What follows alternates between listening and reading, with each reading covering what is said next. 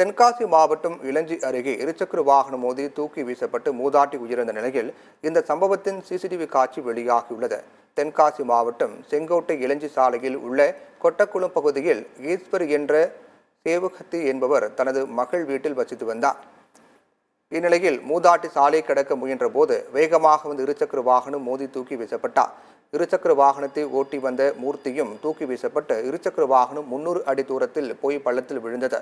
இதில் மூதாட்டி பலத்த காயமடைந்து உயிருக்கு போராடிய நிலையில் 108 ஆம்புலன்ஸ் மூலமாக தென்காசி மாவட்ட மருத்துவமனைக்கு கொண்டு செல்லும் வழியில் உயிரிழந்தார். இருசக்கர வாகனம் ஓட்டி வந்த இளைஞர் மூர்த்தி படுகாயத்துடன் நெல்லை மாவட்ட மருத்துவமனையில் அனுமதிக்கப்பட்டார். இது குறித்து போலீசார் விசாரணை செய்து வரும் நிலையில் இந்த சம்பவத்தின் சிசிடிவி காட்சிகள் வெளியாகியுள்ளது.